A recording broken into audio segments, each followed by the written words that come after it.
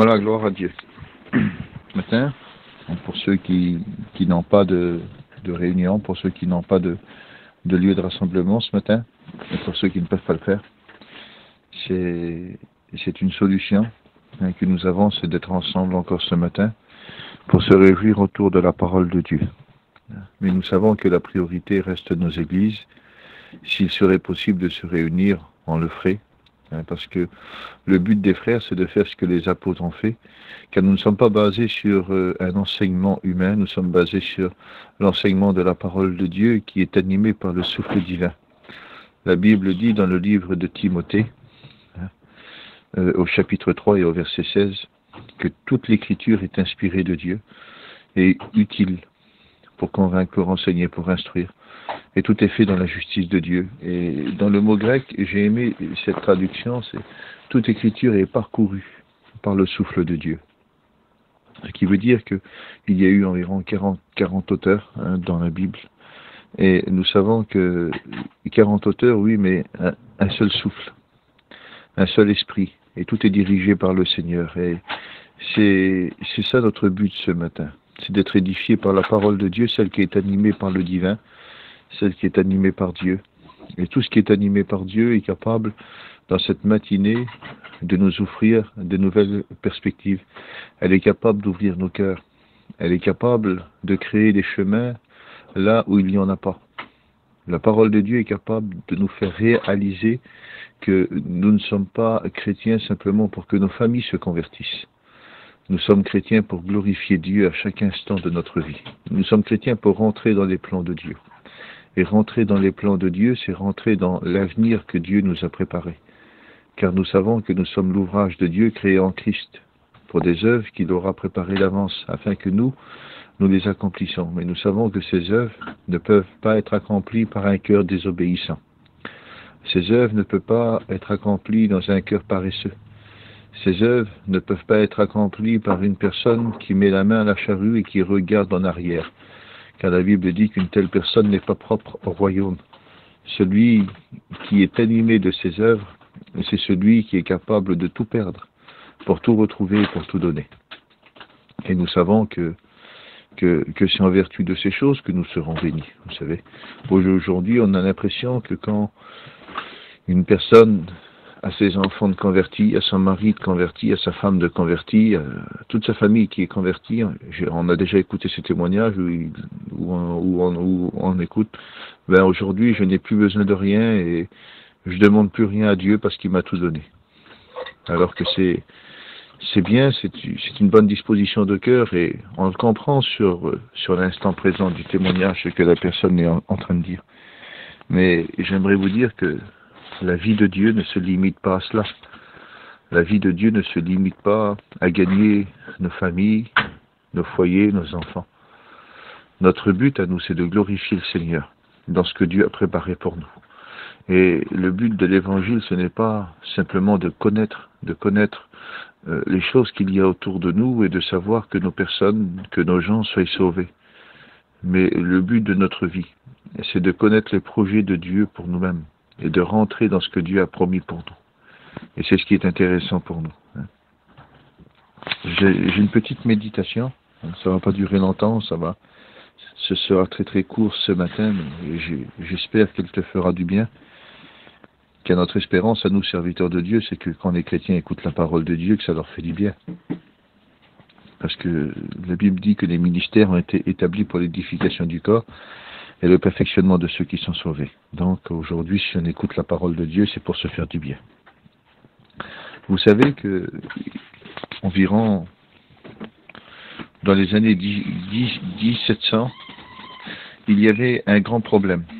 Il y avait un grand problème parmi les nations et beaucoup d'hommes avaient tenté de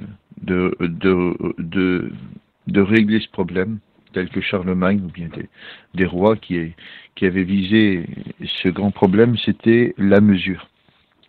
Il y avait en France beaucoup de mesures et puis on essayait de trouver le maître parfait.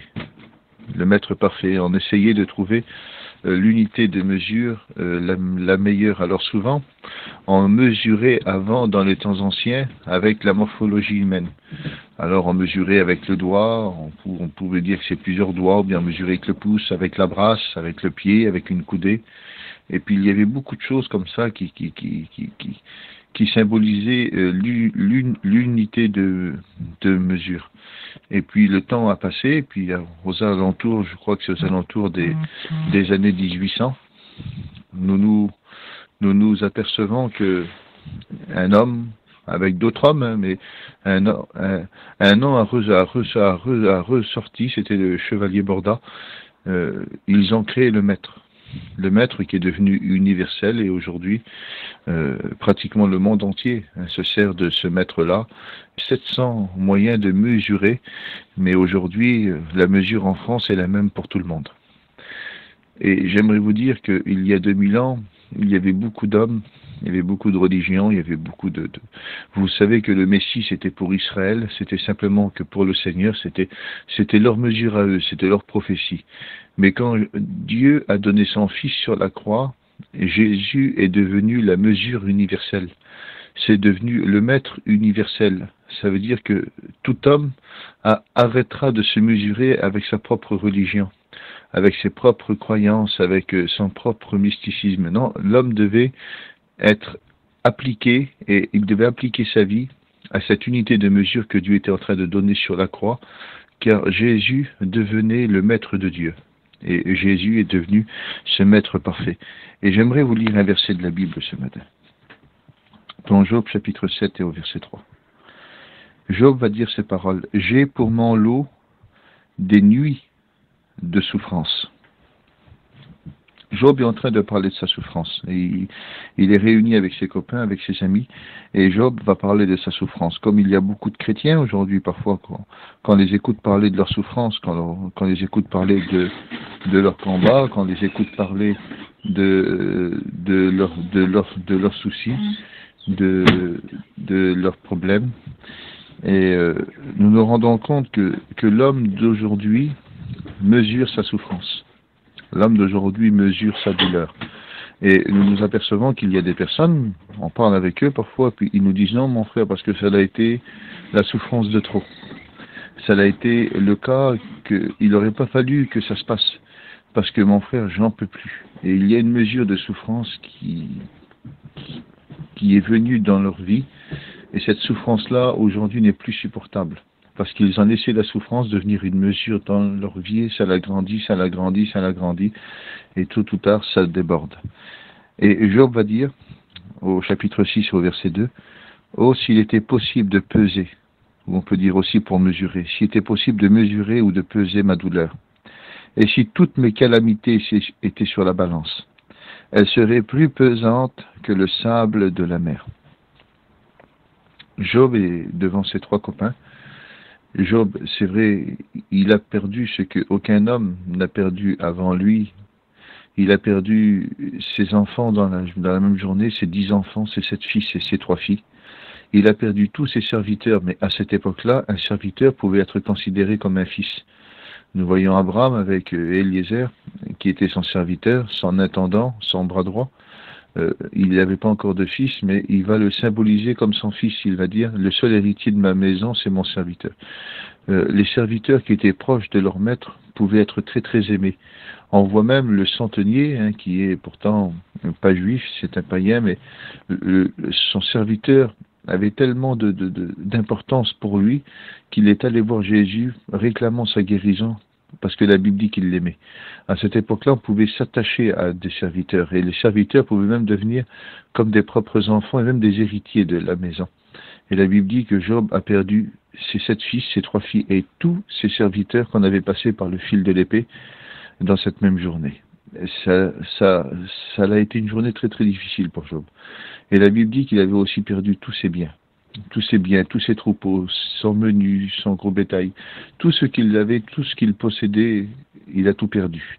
Il a tout perdu dans une seule journée, santé. Et quand il perd la santé, la Bible dit qu'il a été frappé d'une maladie qui le rendait repoussant, qui le faisaient souffrir atrocement. Et Job était là, il avait tout perdu, santé, biens matériels, famille, amis, il n'avait plus rien. Et la Bible dit qu'il va dire, s'il était possible de peser ma douleur, et si on la mettrait dans la balance de Dieu, alors elle serait plus pesante que le sable des mers.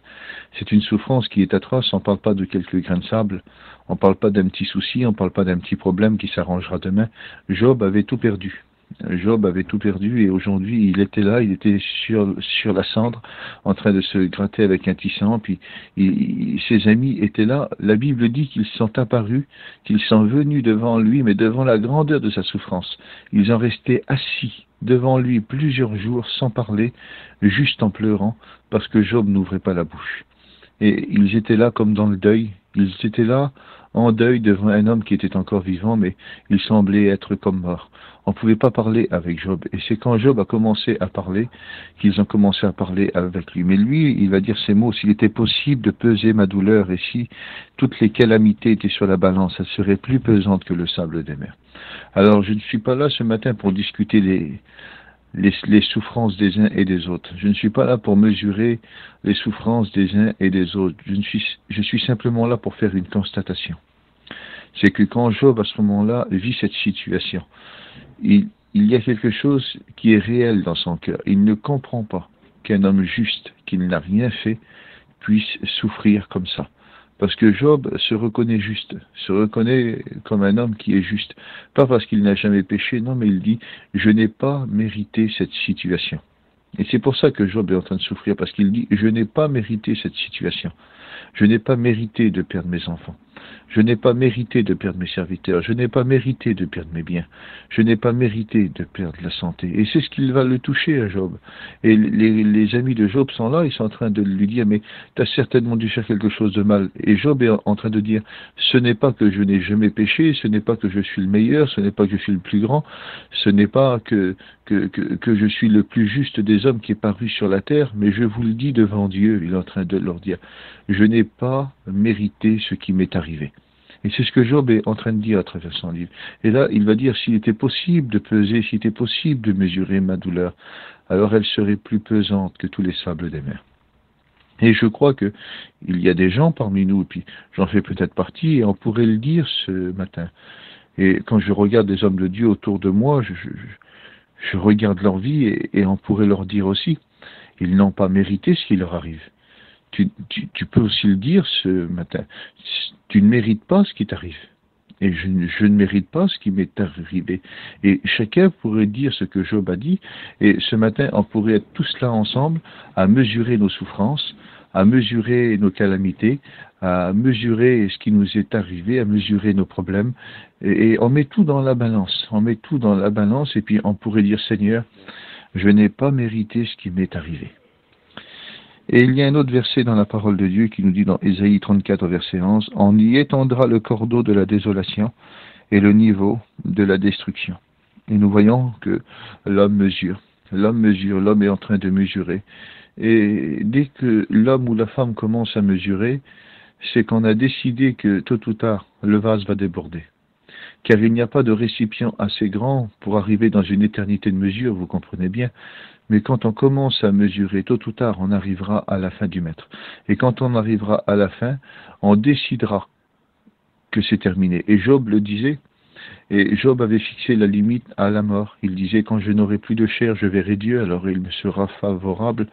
Mais Job avait mesuré, il ne comprenait pas qu'un homme juste pouvait souffrir. Et parfois, nous voyons des chrétiens et des chrétiennes qui ne comprennent pas ça.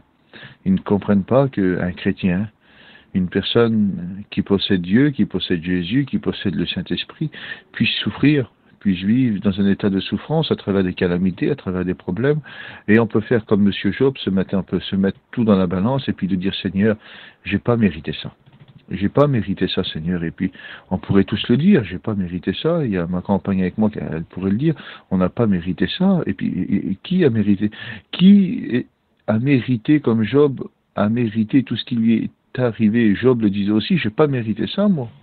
J'ai rien mérité, moi, Seigneur. J'ai rien mérité. Et c'est ce qu'il est en train de dire. Et il cherche Dieu. On voit dans son livre, il dit, si je saurais où le trouver. Si je connaîtrais la demeure du Tout-Puissant, j'irais chez lui.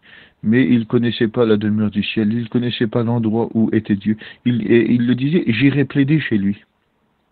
Et il va le dire, quand je n'aurai plus de chair, alors je pourrai le voir, et il me sera favorable. Il est en train de dire, quand j'aurai plaidé ma cause, quand je lui aurai dit que j'avais rien fait, que je n'aurais rien mérité, alors Dieu me fera justice. C'était la pensée de Job. Parce que Job ne comprenait pas qu'un homme juste pouvait souffrir. Job ne comprenait pas que la souffrance pouvait s'attacher à un homme béni. Job ne pouvait pas comprendre que l'homme qui était béni, l'homme qui était approuvé par Dieu, l'homme vers qui Dieu était capable de rendre témoignage, tu as vu mon serviteur Job, il est intègre, il se détourne du mal. Si Dieu ne rendrait pas un tel témoignage, on aurait pu dire, Job, tu as dû faire quelque chose de mal quand même. Tu as dû faire quelque chose de très très mal pour que tu perds tes 10 enfants dans la journée, pour que dans cette même journée tu perds tous tes serviteurs, tu perds tous tes biens et que ensuite tu perds la santé. Tu as dû faire quelque chose de mal. Et Job aurait pu dire, oui, mais tu sais, c'est pas un homme qui a rendu témoignage de mon intégrité, c'est Dieu lui-même. C'est Dieu lui-même qui a témoigné de moi. Alors donc, je ne suis pas si mauvais que ça, parce que Dieu va le dire. Tu as vu mon serviteur Job, il est intègre, il se détourne du mal. Et puis, même Dieu, en témoignant de lui, est en train de dire, Job, t'as rien fait. Job, t'es intègre. Job, t'as rien fait. Job, t'es innocent. C'est ce que Dieu est en train de dire sur la vie de Job. Mais Job ne comprend pas. Job ne comprend pas en disant, Seigneur, mais si je suis innocent, pourquoi il m'arrive tout ça? Et puis il y a des chrétiens parfois qui peuvent raisonner comme ça, en mesurant leurs souffrances, en mesurant leurs problèmes. Alors dans la balance, ça commence à peser. Et puis plus on en met dans la balance, et plus on en met dans la balance, tôt ou tard, elle penchera d'un côté. Mais c'est du côté de notre compréhension, de notre justice. Et Job, plus il avance dans ses propos et plus il avance dans ses discours, et on voit qu'à un certain moment, il commence à se perdre, parce qu'il ne comprend plus rien. Puis il y a des chrétiens qui peuvent se perdre avec des pensées, avec des faux raisonnements, en disant, Seigneur, je souffre, mais je n'ai rien mérité. Mais il y a celui aussi qui décide de ne plus mesurer. Il y a celui qui décide de regarder vers Jésus. Car vous savez, celui qui est allé à la croix sans rien mesurer, c'est le Seigneur Jésus. Parce que le maître des maîtres aujourd'hui, celui qui est l'unité de mesure parfaite dans le monde entier, c'est bien la croix de Jésus, et Jésus n'a rien mesuré. Il a accepté de tout porter, il a accepté de tout prendre. Pas simplement une vie à mesurer, non, mais il a pris les vies du monde entier. Il a pris ceux de l'ancien, du nouveau et ceux qui viendront après. Il a tout pris, Jésus, sur la croix. Jésus a pris le péché du monde entier. Jésus a tout pris. Et la Bible nous dit qu'il a amené toute justice parfaite et qu'il a triomphé d'elle par la croix. Il a détruit les autorités. Il a triomphé en les livrant en spectacle. Il a triomphé d'eux par la croix. Jésus a été le combattant des combattants. Jésus a été celui qui n'a rien mesuré. Quand il est à Gethsémanée, Jésus ne mesure pas. Durant son ministère, il n'a pas mesuré. Dans la maison de Caïphe, Jésus ne mesure rien. Dans la maison de Pilate, il ne mesure pas non plus. Dans la maison d'Hérode, il n'a pas mesuré. Dans le prétoire, il n'a rien mesuré. Et à Golgotha, Jésus n'a rien mesuré du tout. Jésus, jusqu'au tombeau, n'a rien mesuré, parce que Jésus l'a fait par amour. Et quand on fait par amour, on est capable de tout oublier. Quand on le fait par amour, on est capable de tout pardonner. Quand on le fait par amour, on est capable de... C'est la Bible qui le dit, que l'amour parfait est capable de tout supporter. On est capable de tout supporter.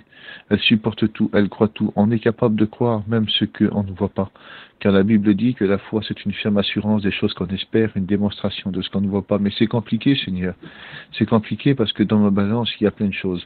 Alors j'aimerais te le rappeler ce matin, ce que tu es capable et ce que tu es appelé à faire. S'il y a ta balance qui commence à pencher un petit peu, s'il y a ta balance qui commence à pencher un petit peu du côté de ta justice et de ta logique, parce que c'est vrai, c'est logique. T'as rien mérité pour que tout ça te tombe dessus. Mais ce matin, j'aimerais t'appeler à faire quelque chose, parce que si ça penche de ton côté, tu vas croire que tu vas avoir raison et tu vas trouver, même dans ta logique, un moyen pour te rebeller contre la justice de Dieu, et tu vas vouloir que Dieu te fasse justice, mais du mauvais côté. Ce matin, ce que tu es appelé à faire, tu sais ce que tu es appelé à faire? À mettre la croix dans l'autre balance. Et crois-moi que même si toutes tes souffrances étaient aussi pesantes que le sable des mers, et même si on mettait toutes tes souffrances dans une balance, si tu mets la croix de Jésus, elle est celle qui est plus lourde que toi. car les souffrances de Jésus ont été beaucoup plus lourdes que ta propre vie. Car dans les souffrances de Jésus, il y avait ta vie, mais la vie du monde entier aussi, portée sur le dos d'un innocent. Parce que Jésus n'était coupable de rien, Jésus ne méritait pas ça. Est-ce que Jésus méritait de mourir sur une croix? Est-ce que Jésus méritait d'aller à Gethsémanée? Est-ce que Jésus méritait de pleurer? Est-ce que Jésus a mérité la claque que le serviteur du souverain sacrificateur lui a mis sur la joue? Est-ce que Jésus méritait les coups de fouet dans le prétoire? Est-ce que Jésus a mérité la couronne d'épines? Est-ce que Jésus a mérité qu'on lui mette un vêtement de grande valeur et qu'on le présente comme un roi pour se moquer de lui dans la maison d'Hérode? Est-ce que Jésus a mérité tout cela? Est-ce que Jésus a mérité la présentation de Pilate quand, après l'avoir fait battre, il l'a présenté au peuple en lui disant « Voici l'homme ». Est-ce qu'il a mérité les injures des Juifs quand ils ont dit sur Pilate « Non, non, retire-le, retire-le, on ne veut pas le voir, nous n'avons pas d'autre roi que César ». Est-ce que Jésus a mérité tout ça? Est-ce qu'il a mérité de porter une croix? Nous, on a fait le chemin de la croix, du prétoire jusqu'à Golgotha. C'est très très lent, c'est très très lent à pied. On avait même mal aux pieds, mais Jésus l'a fait en ayant subi des coups toute la nuit et en portant une croix sur ses épaules. Mais Jésus l'a fait, mais est-ce qu'il le méritait? Jésus ne le méritait pas tout ça. Et est-ce qu'il a mérité qu'on lui cloue ses mains? Est-ce que Jésus a mérité qu'on lui cloue ses pieds? Est-ce que Jésus a mérité qu'on le mette sur une croix et qu'on le laisse agonisant pendant plusieurs heures? Est-ce que Jésus a mérité tout ça? Est-ce que Jésus a mérité, même quand il est mort, qu'on lui perce son côté? Jésus n'a rien mérité de tout ça. Mais Jésus n'a pas cherché à savoir s'il le méritait ou pas. Parce que Jésus le faisait par amour. Et quand on souffre par amour, ben, ça devient plus une souffrance. Ça devient un accomplissement pour celui qui nous l'a demandé. Et Jésus, quand il va mourir, il va pas dire « Mon Père, j'ai fini de souffrir ». Non, il a dit « Mon Père, tout est accompli ». Ah, que c'est beau, Seigneur. Il était en train de dire « Voilà, j'ai accompli l'œuvre, Seigneur, que tu m'as donné à faire. Tu as glorifié ton Fils. J'ai été brisé sur la croix, mais je n'ai pas simplement été brisé pour le péché, j'ai été brisé par amour. J'ai été brisé pour montrer ton amour, car Jésus est mort sur la croix pour anéantir le péché. Mais Jésus est mort sur la croix aussi pour montrer l'amour de son Père. Et quand Jésus est là et qu'il est en train de mourir sur la croix, il est en train de montrer que même si aujourd'hui on souffre, on est capable de souffrir par amour. On est capable de souffrir dans le silence de la volonté de Dieu. On est capable de souffrir en lui disant « Seigneur, je ne veux pas mesurer, je veux me mesurer à la mesure parfaite de la croix. » Car la Bible nous dit que celui qui est crucifié avec Christ, et que celui qui est crucifié avec le Christ forme une seule et même chair avec le Seigneur. Ça veut dire qu'il est capable de partager ce qu'il a partagé. Et aujourd'hui, nos sentiments sont les sentiments de Dieu, car l'amour que le Fils possédait, la Bible dit qu'elle nous est déversée dans nos cœurs au moyen du Saint-Esprit. Alors aujourd'hui, on est capable de servir le Seigneur sans unité de mesure, on est capable de le servir sans le mettre de borda, non, non, on est capable d'aller au-delà de tout centimètre, non, non, on ne peut pas se présenter devant Dieu en lui disant « Seigneur, allez, je souffre encore un petit centimètre et après ce serait plus possible ». Non, nous n'avons plus de maître. Nous n'avons plus de maître, parce que notre maître à nous, c'est la croix. Et nous savons que la croix, elle a tout donné. La croix, elle a tout porté. La croix, elle n'a rien mesuré. La croix, elle a tout montré. Et la chose qu'elle a montrée, c'est l'amour de Dieu. Elle a porté le péché. Et dans la croix, nous trouvons l'amour parfait. Et ce matin, moi, je veux pas me mesurer. Je veux pas mesurer mes souffrances comme du sable. Je veux pas alourdir la balance en disant « Seigneur, tu vois comme je souffre. Seigneur, c'est pas logique. Seigneur, c'est pas logique que je souffre comme ça. Je veux arrêter de mesurer ma vie. Je veux l'aimer. Je veux l'aimer et Paul l'avait bien compris, parce que dans 2 Corinthiens 4 au verset 17, il va dire « Car nos légères afflictions du moment présent produisent pour nous au-delà de toute mesure. » On le relit ensemble, hein, il est tellement beau ce verset. « Car nos légères afflictions du moment présent produisent pour nous au-delà de toute mesure. » Au-delà de toute mesure. Au-delà de toute mesure. Est-ce que tu comprends ce mot-là ce matin? On le relit ensemble, car nos légères afflictions du moment présent, nos légères afflictions, c'est nos épreuves, c'est nos problèmes, c'est nos calamités, c'est nos souffrances, c'est tout ce qui produit en nous des larmes, c'est tout ce qui produit en nous de l'amertume parfois, des colères, même de la haine parfois, des choses qui nous font du mal, des choses qui frappent nos chairs, des choses qui frappent nos enfants, des choses qui frappent nos foyers, nos familles, et tout ce qu'il y a autour de nous. Nos légères afflictions du moment présent produisent pour nous, au-delà de toute mesure, un poids éternel de gloire. Mais c'est au-delà de toute mesure. Ça veut dire que celui qui est en Christ est appelé à ne plus rien mesurer, parce que le jour où on mesurera, on va s'affaiblir, parce que tôt ou tard, on arrivera au bout. Et puis, j'ai écouté des personnes dire, tu sais, ça fait trop longtemps que je souffre, parce qu'ils ont commencé à mesurer. Ils ont commencé à mesurer leur souffrance. Mais le Maître de Dieu parfait, nous savons ce matin, nous l'avons appris que c'est la croix. Et quand nous voulons mettre un maître sur la balance, alors, nous nous apercevons que tôt ou tard, nous arriverons au bout pas au bout de nos épreuves, pas au bout de nos échecs, mais au bout de notre persévérance. Et nous ne voulons pas ça. Nous ne voulons pas ça parce que l'apôtre Paul nous le rappelle, que nos légères afflictions aujourd'hui, nos légères calamités produisent en nous au-delà de toute mesure. Nous voulons aujourd'hui que l'épreuve de notre foi produit la patience. Nous voulons non pas mesurer avec le maître de celui qui est impatient. Non, nous voulons la patience de Dieu. La Bible dit que l'épreuve de notre foi produit de la patience. Pas un maître pour mesurer, non, elle produit de la patience. Et la patience, c'est laisse faire Dieu, il va agir. Laisse faire Dieu, il va bénir. La seule chose qu'on doit montrer, c'est de l'amour. Et quand on commence à mesurer un petit peu, on met la croix de Jésus dans la balance et elle penchera toujours du côté de la volonté de Dieu. Et c'est ce que nous voulons. Et je voudrais terminer par un dernier verset. Dans 2 Corinthiens, au chapitre 1 et au verset 5. Car de même que les souffrances abondent en nous, de même notre consolation abonde par Christ. Et c'est ce qui compte. C'est ce qui compte. Et nous voyons que Job discute, que Job parle beaucoup, que quand les trois copains lui parlent, il discute et il n'est pas d'accord, et il les reprend, puis il se laisse reprendre aussi. Et puis Job a toujours un mot à dire. Mais quand Dieu, au milieu de la tempête, va venir et qu'il va commencer à parler, la Bible dit que Job a écouté et qu'il a accepté la réprimande. Il a dit, j'ai parlé des choses trop grandes sans les comprendre. J'ai parlé des choses trop grandes qui m'ont dépassé. Il va dire, maintenant, je te laisserai parler et tu m'instruiras. Parce que j'avais écouté parler de toi, mais aujourd'hui mon œil t'a vu. Et il a dit, je m'humilie, je m'abaisse dans la cendre, car j'ai parlé de choses trop grandes sans les comprendre. Et parfois on parle beaucoup, et on croit que dans nos paroles on va trouver de la justification. On trouvera de la justification nulle autre part que dans la volonté de Dieu et dans les paroles de Dieu ce matin. Et nous voulons lui dire, Seigneur, je veux arrêter de mesurer. Ce matin, je veux vider ma balance, même s'il y a beaucoup de sable, même s'il y a beaucoup de souffrance, même s'il y a beaucoup de calamités, même s'il y a beaucoup de raisons. Parce que Dieu ne nous dit pas qu'on a tort. Dieu nous dit, oui, c'est vrai, tu souffres. Oui, c'est vrai, tu as des problèmes. Oui, c'est vrai, tu as des soucis. Oui, c'est vrai, c'est là. Oui, c'est vrai, tu ne le mérites pas. C'est vrai, tu ne le mérites pas. Et Jésus va bien le dire à cette époque-là. Il y avait des gens sur qui était tombé une tour. Et Jésus va dire, est-ce que vous croyez qu'ils étaient plus coupables que vous?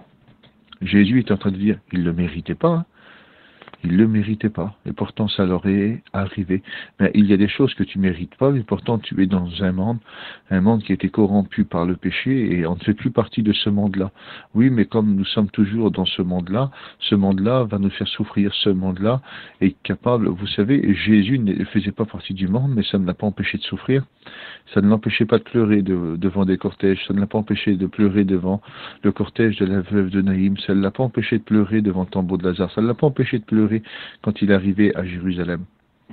Jésus souffrait dans ce monde-là, pourtant c'était l'être parfait. Aujourd'hui, même si nous sommes des chrétiens, nous sommes appelés à pleurer parfois, nous sommes appelés à goûter à des souffrances. Mais nous ne voulons pas peser, tout mesurer, car tôt ou tard on va se faire du mal, et tôt ou tard on peut même abandonner la foi. On peut même se refroidir, on peut même avoir un manque d'amour. Celui qui dit, tu sais, il y en a eu trop. C'est pas qu'il y en a eu trop, c'est que tu as trop mesuré. C'est que tu as trop essayé de peser, c'est que tu en as trop mis dans la balance. Dieu voudrait te dire ça. C'est la Bible qui le dit. Venez à moi vous tous qui êtes fatigués et chargés, je vous donnerai du repos. Toi qui es fatigué et chargé, c'est-à-dire toi qui mesures de trop. Si tu es fatigué, c'est parce que tu mesures de trop, c'est parce que tu en mets trop dans la balance, c'est parce que tu en mets trop dans le sac et tu es en train de trop emporter. Jésus est en train de te dire, viens vers moi et dépose et prends la croix. Car la croix est toujours plus lourde que tout, mais même si elle est plus lourde que tout, elle sera beaucoup plus léger que ton lourd fardeau qui t'emmène loin de Dieu, qui t'emmène loin de la foi et qui t'emmène loin de sa volonté. Aujourd'hui, ce que Dieu voudrait, c'est que tu laisses tous ces lourds fardeaux et que tu portes la croix. Car c'est à cela que nous sommes appelés. Nous ne sommes plus simplement appelés à mesurer nos souffrances, nos fardeaux, à mesurer tout ce qui nous écrase, mais portons la croix ce matin. Que Dieu vous bénisse, que Dieu vous encourage. Je vais prier avec vous et ensuite vous prierez le Seigneur. Seigneur, merci. Merci Seigneur pour tes grâces. Seigneur, ce matin, je veux te remercier pour ta parole qui est claire et qui donne de l'intelligence, Seigneur, à celui qui est simple. Seigneur, je veux te remercier. Je veux te louer, Seigneur. Je veux te louer, Seigneur, comme il t'est dû, Seigneur. T'apporter la louange et l'adoration de mon cœur ce matin. Seigneur, ce matin, tout est devant toi. Ce matin, Seigneur, les peines, les souffrances, les fardeaux de chacun, Seigneur, sont devant toi. Mais je t'en supplie, Seigneur, dans la foi. Je veux voir des personnes, Seigneur, abandonner, Seigneur, leurs fardeaux. Abandonner leurs souffrances, Seigneur. Des choses qu'ils portent depuis trop longtemps comme des fardeaux, Seigneur. Des choses qu'ils mettent dans leur cœur et qu'ils ont mesurées, Seigneur. Et à chaque épreuve, le fardeau devient encore plus lourd. Le fardeau devient encore plus lourd. Le fardeau devient encore plus lourd. Je te demande, Seigneur Jésus, de les déposer, Seigneur, de tous ces fardeaux. De les bénir, Seigneur. De les encourager. Seigneur, s'il y a des fardeaux dans ma maison, Seigneur, tu les enlèves. S'il y a des fardeaux, Seigneur, dans la maison de mes beaux-parents, Seigneur, tu les enlèves. S'il y a des fardeaux, Seigneur, dans la maison de ma mère, tu les enlèves. S'il y a des fardeaux, Seigneur, dans la maison de mes frères et de mes sœurs, tu les enlèves. Car tu es celui qui est venu, Seigneur, pour ôter tous ces fardeaux. Pour ôter, Seigneur, tous ces poids et mesures, Seigneur, qui nous font du mal. Seigneur, ces poids et ces mesures, Seigneur, sont souvent le résultat de ceux qui lâchent ta main. Parce qu'ils ont trop porté, ils ont été écrasés. Seigneur, s'il y en a qui sont écrasés, Seigneur, trop lourds de porter, qu'ils puissent mettre la croix dans l'autre balance, Seigneur. Que ça puisse tourner de ton côté, Seigneur, ce matin. Nous voulons porter la croix, Seigneur. Nous voulons porter la croix. Nous ne pouvons pas porter nos fardeaux et la croix en même temps. Seigneur, on va se fatiguer, on va s'arrêter. Nous voulons tout déposer, Seigneur, tout déposer. Nous ne voulons rien porter, car tu as tout porté, toi, Seigneur. Nous voulons porter la croix ce matin. Nous voulons porter la croix. Seigneur, décharge le dos, Seigneur Jésus, de mes frères et de mes sœurs, Seigneur. Enlève tous ces fardeaux, Seigneur, qui les écrasent, qui les oppriment, qui leur font du mal, Seigneur. Je sais, Seigneur, qu'en ce moment, Seigneur, il y a des frères et des sœurs qui sont en train de pleurer, car ils réalisent, Seigneur, qu'il y a des fardeaux trop lourds, qui sont en train de les écraser, qui sont en train de peser sur leurs épaules, Seigneur. Je te demande de bénir, Seigneur, et d'ôter le poids. D'ôter le poids, Seigneur. Mais toi, tu veux l'ôter, Seigneur. Mais c'est eux aussi, Seigneur, qu'ils doivent s'en défaire. Parce que tu l'as dit, Seigneur, tu ne pourras pas ôter le fardeau s'ils ne viennent pas à toi. Ce matin, Seigneur, ce matin, je veux le prendre par la foi. Je veux le dire par la foi, Seigneur, à mes frères et à mes sœurs. Seigneur, qu'ils viennent à toi. Qu'ils viennent à toi, Seigneur, pour que tu enlèves les fardeaux, pour que tu enlèves ces choses qui les écrasent et qui les atteignent dans leur foi. Seigneur, qu'ils viennent à toi ce matin. Que gloire, honneur, louange t'appartiennent, Jésus. Merci pour tout, Seigneur. Amen, sois glorifié.